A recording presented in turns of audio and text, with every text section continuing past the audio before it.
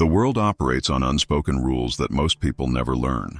While you're playing by the handbook of fairness and good intentions, others are mastering the hidden psychology of human influence. Right now, as you consume this content, someone with inferior skills is commanding superior respect. Someone with limited intelligence is wielding unlimited influence.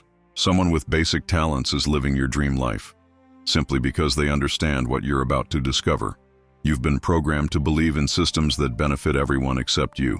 You've been conditioned to wait your turn while others take what they want. You've been taught that character matters more than strategy, that intentions matter more than results, that being good guarantees getting ahead. These beliefs are psychological chains designed to keep you manageable, predictable, and harmless. 5 centuries ago, Niccolò Machiavelli decoded the true mechanics of power and influence in Renaissance Italy. Surrounded by political intrigue, betrayal, and psychological warfare, he witnessed kingdoms rise and fall based on one fundamental principle: those who understand human psychology dominate, those who don't. His observations weren't just historical documentation, they were blueprints for psychological mastery that remain devastatingly effective today. I'm about to share 8 dark psychological principles that separate the influential from the influenced, the leaders from the leady, the predators from the prey. These aren't theoretical concepts. They're practical strategies that will transform how people perceive you, respond to you, and ultimately respect you. But understand this: once you see the matrix of human psychology, you cannot unsee it. Once you understand these principles, you'll recognize them everywhere. In your workplace, your relationships, your social circles. You'll see who's using them and who's being used by them. The question isn't whether you'll encounter psychological warfare, it's whether you'll be armed for it. Let me share the moment everything crystallized for me. I was that person everyone overlooked despite having the right answers. Intelligent, hardworking, genuine, and completely powerless. I watched confident mediocrities get promoted while competent people got ignored. I witnessed manipulative individuals build empires while honest people built nothing.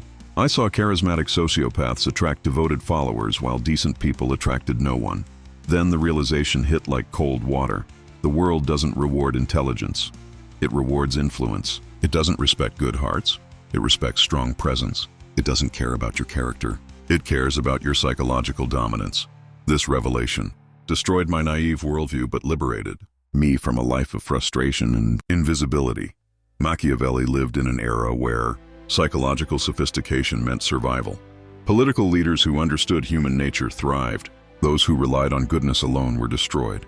His observations became operating manuals for anyone serious about escaping victimhood and embracing psychological sovereignty. Being psychologically ruthless doesn't mean being cruel, it means being sophisticated. It means understanding that while you're playing checkers with good intentions, others are playing chess with calculated moves. Before we dive deeper, I need you to make a declaration. Write in the comments, I choose psychological sovereignty over psychological slavery. This isn't just engagement, it's your first step toward mental liberation. Everything I'm about to teach requires a fundamental shift from victim mindset to victor mindset. Are you ready to become psychologically dangerous? Let's begin. Here's the first brutal truth that will shatter your conditioning. Fairness is a lie designed to keep you weak and compliant. Every moment you wait for fair treatment, someone else claims what you want. Every time you follow imaginary rules, others rewrite the game to their advantage. Every time you expect reciprocity, manipulators exploit your predictable behavior. You've been programmed to believe that fairness makes you noble. In psychological reality, it makes you prey. Examine your own experiences. How many times have you shown respect to someone who showed you none? How many times have you helped someone who never reciprocated? How many times have you waited patiently while others cut ahead? This pattern isn't bad luck. It's psychological programming that guarantees your failure. Machiavelli observed, men should either be treated generously or destroyed because they take revenge for slight injuries. For heavy ones, they cannot. This isn't about physical violence. It's about psychological warfare. When you wound someone's ego slightly, they remember and plot revenge. When you psychologically dominate them completely, they accept their position and submit. Most people make the fatal mistake of half measures. They give weak pushback to strong personalities. They set soft boundaries with aggressive people. They try reasoning with those who operate on pure self-interest. This creates the worst possible outcome. You appear weak while creating enemies who see you as a defeatable target. True psychological dominance operates differently. When someone disrespects you, you don't argue or explain why they're wrong. You demonstrate through immediate action that disrespecting you carries severe social consequences. You don't negotiate with people who don't respect your worth. You don't try convincing people to treat you better. You create situations where treating you well serves their self-interest and treating you poorly costs them something valuable. Consider this scenario. A colleague consistently interrupts you in meetings, dismissing your ideas while stealing credit for your insights. The psychologically naive response is to speak with them privately, explain how their behavior affects you, and hope they change. This actually reinforces their dominance because they see they can affect your emotional state without consequences. The psychologically sophisticated response is strategic. You document their pattern, then execute one decisive action that publicly demonstrates the cost of disrespecting you. Perhaps you interrupt them with devastating precision, exposing their lack of knowledge. Perhaps you form alliances with others they've disrespected. Perhaps you withdraw your collaboration, making their incompetence visible. The key is that your response is calculated, not emotional. Proportionate to the overall pattern, not any single incident. Designed to teach a permanent lesson, not win a temporary argument. Stop being fair with people who aren't fair to you. Start being strategic with people who only understand power dynamics. Fairness is a tool. Use it when it serves you. Abandon it when it doesn't. Most people completely misunderstand ruthlessness. They imagine it means losing control, lashing out emotionally, or being cruel for cruelty's sake. They're entirely wrong. True ruthlessness is the opposite. It's ice-cold emotional discipline. Ruthless people don't get angry. They get strategic. They don't react emotionally. They respond calculatedly. They don't make decisions from hurt feelings. They make decisions from logical assessment of what serves their long-term interests. This is why emotionally reactive people never build sustainable influence. They're predictable. Anyone who knows which buttons to push can manipulate them. They surrender their power every time someone makes them lose composure. Psychologically dominant individuals understand that emotions are information, not instructions. They feel anger, frustration, or disappointment, but they don't let these feelings control their actions. They use emotional data to inform strategic decisions. Let me illustrate with a concrete example. Someone publicly embarrasses you, attempting to undermine your reputation in front of people whose opinions matter. The emotionally reactive person gets defensive, argues back, tries explaining why they're right. This makes them appear weak and validates the attacker's power. The ruthlessly disciplined person operates differently. They note the attack, feel the emotion, then ask, what response would be most damaging to this person's social standing while elevating mine? Maybe they ignore the attack completely, demonstrating that the attacker isn't worth their energy. Maybe they respond with cold factual corrections that make the attacker look foolish. Maybe they use the attack as an opportunity to display superior composure. The crucial element is that their response is chosen, not triggered. Machiavelli understood this principle. Injuries should be inflicted all at once so that their ill savor, being less lasting, may give less offense. When you must respond to psychological attacks, make your response decisive and final. Don't engage in ongoing drama. Don't get pulled into emotional exchanges. Make one calculated move that ends the conflict in your favor. Think about the most psychologically powerful people you know. Do they lose their temper regularly? Do they engage in shouting matches? Do they let others control their emotional state? Never. They maintain emotional sovereignty. They choose their battles carefully. They respond from strategy, not from feelings. This emotional discipline becomes a tremendous source of psychological power. When others realize they can't manipulate your emotions, they start treating you with caution and respect. They begin calculating the cost of crossing you because they can't predict or control your reactions. Here's how to develop ruthless emotional discipline. First, create emotional space between stimulus and response. When someone triggers you, don't react immediately. Take time to process the emotion and calculate the optimal response. Second, ask strategic questions. What does this person want from me? What would hurt them most? What would benefit me most? What response would demonstrate strength while advancing my interests? Third, practice emotional poker face. Don't let people read your internal state through your expressions, body language, or voice tone. Keep them guessing about your thoughts and feelings. Fourth, develop response patterns that serve your interests. Instead of defending when attacked, redirect. Instead of explaining when questioned, deflect. Instead of apologizing when criticized, evaluate. Master your emotional responses and let others remain slaves to theirs. This single shift will dramatically increase your psychological power and social influence. This truth will destroy your people-pleasing programming forever. Being respected is infinitely more valuable than being liked. When people merely like you, they take risks with your feelings because they assume you'll forgive them. When people respect your psychological strength, they calculate the cost before crossing you. Likable people are safe, predictable, and easy to take advantage of because everyone knows they won't retaliate meaningfully. Psychologically dominant people are dangerous, unpredictable, and treated with caution because everyone knows they defend their interests effectively.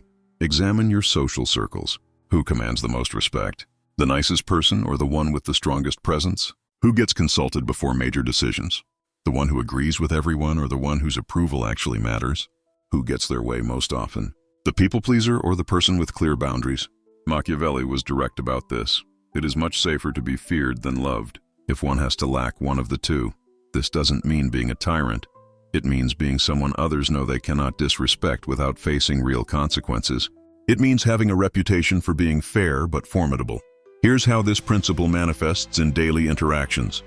Likable people say yes to requests they don't want to fulfill because they fear disappointing others. Dominant people say no without guilt because they prioritize their own interests appropriately. Likable people accept disrespect and hope it will stop naturally. Dominant people address disrespect immediately and decisively, teaching others to be more careful. Likable people try to be included in everything, seeking universal acceptance. Dominant people are selective about what deserves their presence, making their attention valuable. Likable people explain and justify their decisions, seeking approval. Dominant people make decisions and expect others to adapt, demonstrating confidence in their judgment. The psychological shift from likability to dominance is profound and liberating. Instead of asking, "Will they like me if I do this?" you start asking, "Will this action increase or decrease my social power?" Instead of trying to make everyone comfortable, you become comfortable with others' discomfort when it serves your legitimate interests. Instead of seeking approval, you become someone whose approval others seek. Let me share a practical example. You're invited to a social event that doesn't align with your interests or values. The likable person attends anyway, not wanting to disappoint the host, then feels resentful about wasting their time. The psychologically dominant person politely declines, explaining they have other commitments, then uses that time for something that actually serves their interests. The result? The likable person's attendance is taken for granted because everyone knows they'll show up regardless. The dominant person's future attendance becomes more valuable because people know it's selective and meaningful. This isn't about becoming arrogant or cruel. It's about becoming someone whose respect must be earned rather than someone who gives respect freely to those who don't value it. It's about understanding that your energy, attention, and approval are valuable resources that should be invested strategically, not distributed carelessly.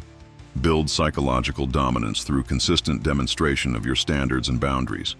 Let others compete for your approval instead of competing for theirs. Make your respect something people value because it's not automatically given. The most powerful shift is internal. Stop needing everyone to like you and start requiring everyone to respect you. This single change will transform every relationship in your life. Here's where most people destroy their influence before they even build it. They make weak moves repeatedly, instead of strong moves rarely. They become known for empty threats, hollow warnings, and ineffective responses. This creates a terrible reputation that follows them everywhere. Psychologically weak people constantly threaten consequences they never deliver. They give multiple warnings that train others to ignore them. They try controlling through nagging, pleading, and emotional manipulation. Everyone learns they're all bark and no bite, so people tune out their complaints because their warnings carry no real power. Psychologically dominant people operate with completely different psychology. They give fewer warnings, but when they act, their actions are decisive and memorable. They understand that one powerful response teaches more than 100 empty threats.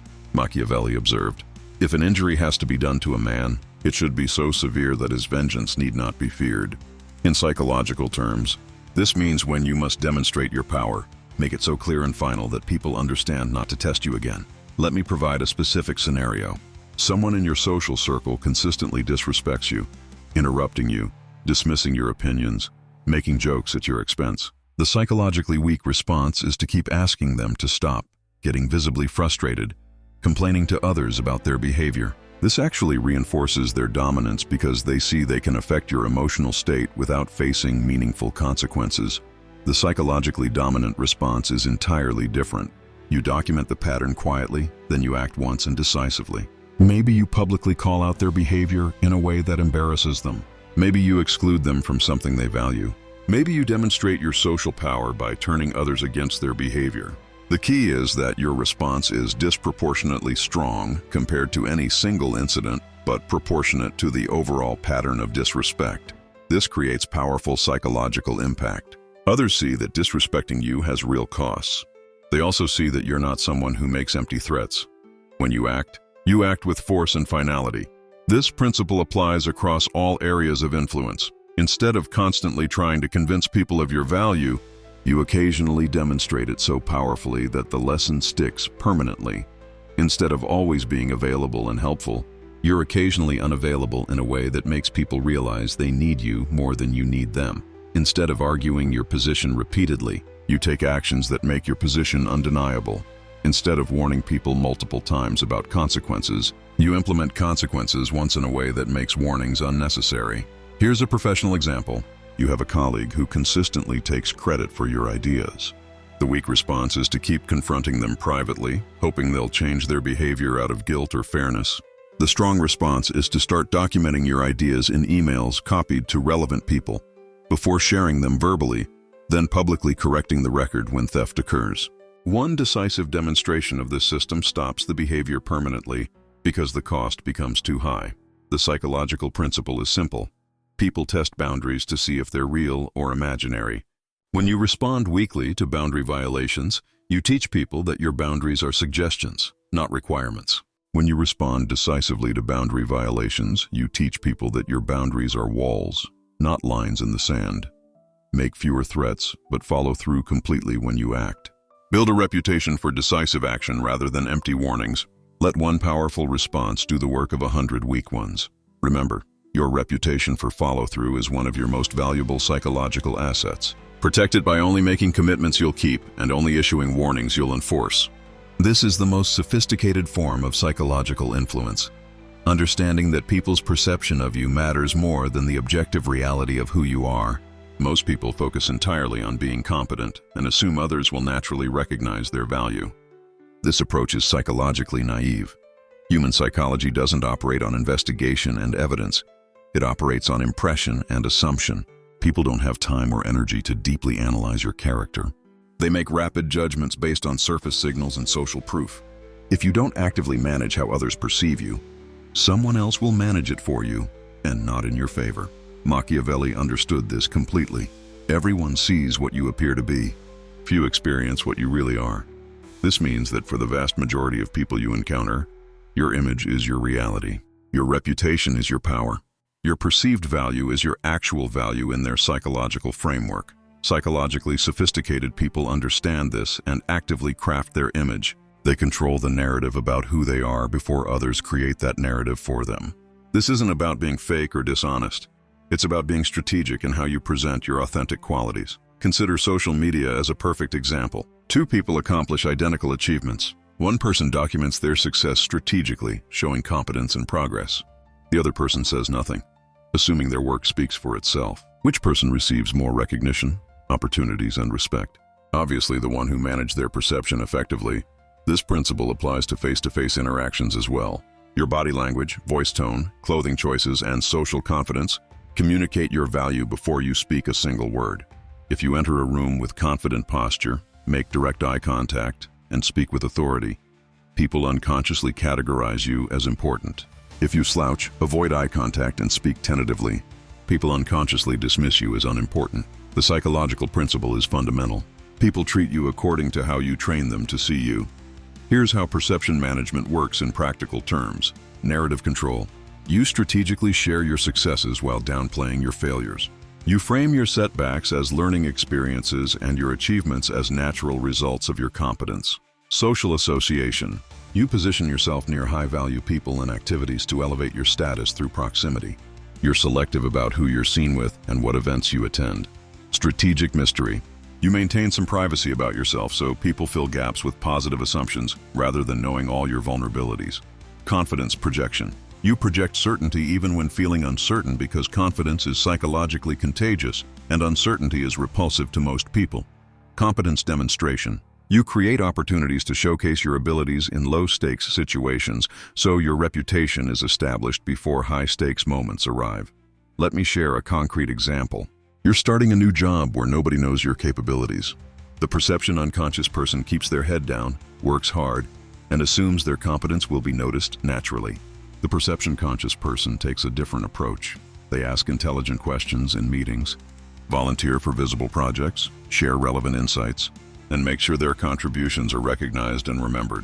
Same competence level, completely different career trajectory, all because one person understood that perception management is a skill that must be developed intentionally. Your reputation is your most valuable professional and social asset. Protect it, cultivate it, and leverage it strategically. Remember that what people believe about you influences how they treat you, what opportunities they offer you, and how much respect they show you. This isn't manipulation, it's communication. You're simply ensuring that your genuine value is visible and understood rather than hidden and ignored. This is the ultimate psychological power move, controlling not just what happens, but how what happens gets interpreted, discussed, and remembered. Every situation can be framed multiple ways. The same action can be perceived as leadership or arrogance, confidence or selfishness, strength or aggression. The person who controls the narrative controls the meaning, and meaning shapes reality. Most people focus entirely on their actions while ignoring the story being told about those actions. This is a critical strategic error. In human psychology, the interpretation often matters more than the facts. The narrative frequently becomes more influential than the reality. Think about any conflict you've witnessed. The person who gets to tell their version first, and most persuasively, usually wins in the court of public opinion, regardless of objective truth. This happens because people don't have time to investigate every situation thoroughly. They rely on simplified stories from sources they trust. Machiavelli observed, "Men in general judge more from appearances than from reality. All men have eyes, but few have the gift of penetration. People see surface events but lack the time or skill to understand deeper complexities. Whoever controls the surface story controls what people believe happened and why. This means you must become skilled at framing your actions in ways that serve your long-term interests. When you succeed, you control the story of how you succeeded. When you face setbacks, you control the story of what you learned. When others attack you, you control the counter-narrative that reframes their attack. Here's how narrative warfare operates in practice. Preemptive framing. Before taking controversial actions, you establish the principled reasoning behind your decisions. You frame difficult choices in terms of long-term thinking and consistent values, rather than immediate self-interest. Defensive reframing. When someone tries to make you look bad, you don't just defend yourself. You reframe their attack as evidence of their weakness, jealousy, or poor judgment. Achievement. Contextualization. When you accomplish something significant, you tell the story in a way that highlights your strategic thinking and character development, not just your natural talent or good fortune. Conflict repositioning. When interpersonal conflicts arise, you position yourself as the reasonable party seeking resolution while portraying the other person as emotional, unreasonable, or self-serving. Let me provide a specific example. You decide to end a friendship with someone who has been emotionally draining and consistently selfish. They might tell mutual friends that you're heartless and abandoned them when they needed support most. If you don't control this narrative, people might see you as cold or disloyal. But if you proactively frame the story, "I had to set healthy boundaries with someone who refused to respect basic friendship reciprocity and was affecting my mental well-being," people see you as someone who values themselves appropriately and makes difficult but necessary decisions. Same action, completely different perception, entirely different social consequences. Advanced narrative control means anticipating how your actions will be interpreted and getting ahead of negative interpretations before they solidify in people's minds. It means understanding that the story people tell about what happened is often more important than what actually happened. Strategic communication principles. Always consider not just what you're doing, but how what you're doing will be perceived and discussed by others. Shape the story before others shape it for you by being the first to provide context and interpretation. Frame your actions in terms of principles and values that others respect, even when your motivations are primarily self-interested. When conflicts arise, position yourself as the mature, reasonable party seeking fair resolution. Use social proof by getting respected people to validate your version of events before opposition narratives gain traction. Remember, People don't just respond to your actions, they respond to their interpretation of your actions. Master the interpretation and you master the response. The most sophisticated form of psychological influence doesn't rely on emotion, threats, or personal manipulation. It relies on creating predictable systems where certain behaviors automatically lead to certain outcomes. This is psychological mastery because it removes your personality from the equation and makes your authority seem natural and inevitable. People can argue with personal decisions, negotiate with emotional responses, and manipulate individual reactions. But they can't argue with systems the same way. They can't emotionally manipulate automatic consequences. They can't negotiate with predictable cause and effect relationships. When you base your authority on getting angry or making threats, you're giving others control over your power. They can push your buttons, manipulate your emotions, and negotiate with your reactions. But when you create systems where respect leads to access and disrespect leads to exclusion, you maintain complete psychological control. Machiavelli understood this. A wise ruler should rely on what is in his own control, not on what is in the control of others. When your authority depends on others' emotional responses or good intentions, you're building on shifting sand. When your authority depends on predictable systems you control, you're building on bedrock. Here's how systematic authority works in practical application. Time investment systems. Instead of arguing with people who don't respect your time, you simply become unavailable when they need you. Your calendar becomes less accessible to those who waste your availability. Energy allocation systems. Instead of getting frustrated with people who take advantage of your generosity, you quietly redirect your help toward those who show genuine appreciation and reciprocity. Social access systems.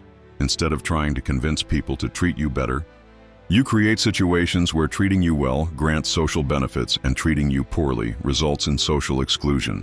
Professional support systems. Instead of complaining about colleagues who don't collaborate effectively, you make collaboration with you valuable and lack of collaboration costly through strategic resource allocation. Let me illustrate with a concrete scenario. You have friends who always expect you to plan social activities but frequently cancel last minute or show up late without apology. The emotionally reactive approach is to get frustrated, complain about their unreliability, or give guilt trips about their inconsiderate behavior. The systematically authoritative approach is completely different.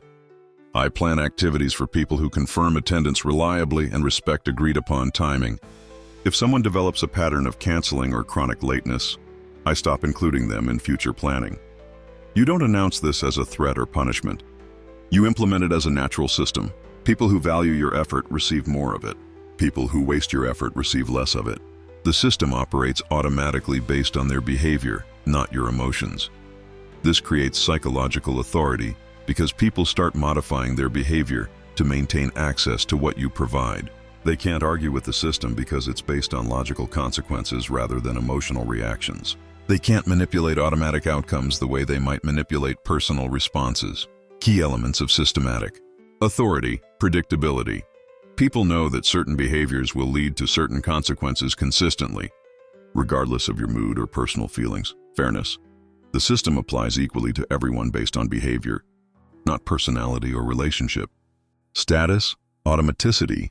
Consequences follow naturally from actions without requiring your active enforcement or emotional energy. Clarity. People understand the connection between their behavior and the outcomes they experience. Self-reinforcement. The system maintains itself without requiring constant monitoring or adjustment from you. The most powerful aspect of this approach is that it's self-maintaining. You don't have to constantly enforce rules, remind people of boundaries, or exhaust yourself policing others' behavior. The natural consequences educate people about how to treat you. For example, if you consistently make yourself available to friends who reciprocate and consistently unavailable to friends who don't, people learn to be more reciprocal if they want access to your time and energy. The system teaches them without you having to become the lesson. Create systems where people's behavior toward you automatically determines their access to your value. Let natural consequences teach people how to treat you instead of exhausting yourself trying to teach them directly. Here's the final and most crucial lesson that separates true psychological dominance from amateur manipulation. Authentic power operates in silence. People who constantly talk about how tough, intelligent, or ruthless they are usually aren't. They're advertising what they wish they possessed, rather than demonstrating what they actually control. Real power doesn't need to announce itself. Real influence works behind the scenes. Real psychological dominance is felt rather than declared. The most dangerous people in any social ecosystem are often the quietest ones. They're observing while others are performing, calculating while others are reacting, positioning while others are posturing. Think about the most psychologically powerful people you've encountered in your life. Do they constantly remind you of their capabilities? Do they brag about their influence? Do they threaten people who cross them? Never. Their power is assumed, not announced. Their influence is demonstrated through results, not through declarations. Their dominance is felt through presence, not proclaimed through words. Machiavelli captured this perfectly. The lion cannot protect himself from traps, and the fox cannot defend himself from wolves. One must therefore be a fox to recognize traps, and a lion to frighten wolves. This means you must be strategically intelligent when situations require cunning and psychologically forceful when situations require strength. But the crucial element is transitioning seamlessly between these modes without telegraphing your strategy. In practical terms, this means your competitors don't see your moves until it's too late to counter them. Your allies don't understand how you're positioning situations until they benefit from your positioning. Your opponents don't realize you're undermining their influence until their power has already crumbled. Silent dominance manifests in these ways. Strategic discretion. You work on building influence without announcing your ambitions. People see your growing power but can't identify exactly how you acquired it. Invisible positioning. You position yourself advantageously without making your strategy obvious to competitors who might interfere. Information asymmetry. You gather intelligence about others while revealing minimal strategic information about yourself. Covert alliance building. You build relationships that serve your interests without making the strategic nature of these alliances obvious to those who might oppose them. Subtle influence. You guide outcomes and shape decisions without others, recognizing your involvement in their thought processes. This isn't about being sneaky or dishonest. It's about understanding that strategic discretion is more powerful than tactical transparency. When you operate with silent dominance, people experience your power without understanding how you acquired it, which makes your influence seem natural and inevitable rather than calculated and aggressive. Let me provide a professional example. Instead of openly competing for a promotion by highlighting your qualifications and criticizing competitors, you quietly build relationships with decision-makers, demonstrate value through strategic project involvement, and position yourself as the obvious choice when the opportunity arises. Others see your success but can't pinpoint exactly how you achieved it because your moves were subtle and strategic rather than obvious and aggressive.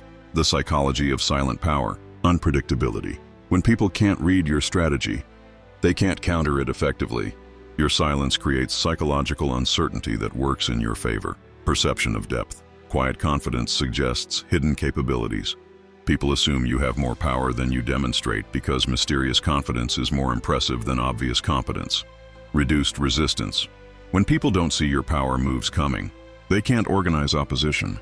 Silent influence faces less resistance than obvious manipulation. Sustainable authority. Power that operates quietly is more sustainable because it creates less resentment and fewer enemies than power that operates obviously. The key insight is this: the most effective influence often goes unnoticed by those being influenced. When people feel like they're making their own decisions rather than being manipulated, they're more likely to maintain the behaviors you've encouraged. Build your psychological empire quietly. Let others make noise while you make strategic moves. Demonstrate power through results rather than announcements. Master the art of invisible influence where people feel your power without understanding its source. Remember, the greatest victories are those where your opponents don't realize they've been defeated until it's far too late to mount effective resistance. Here's the ultimate truth that will determine your psychological destiny.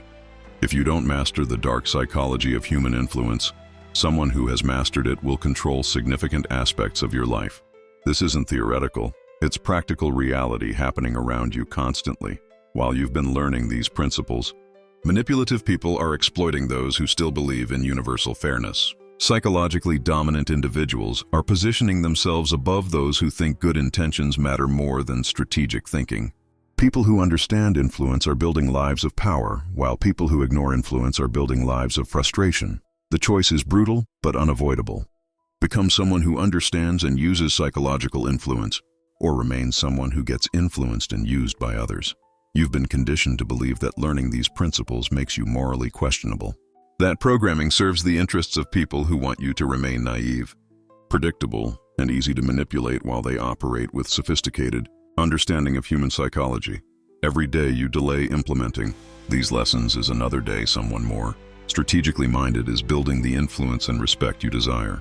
Every day you choose to remain psychologically naive is another day you provide ammunition to those who see good nature as weakness to be exploited. The world needs more people who understand psychological realities and use that understanding to build lives of genuine influence and unshakable confidence. If these principles have awakened something in you, if you're tired of being psychologically dominated by others, then demonstrate that awakening through action. Stop being someone who gets overlooked and start becoming someone who becomes impossible to ignore. The principles you've learned today are not just concepts, they're tools. Like any tools, they become valuable only when applied consistently and skillfully.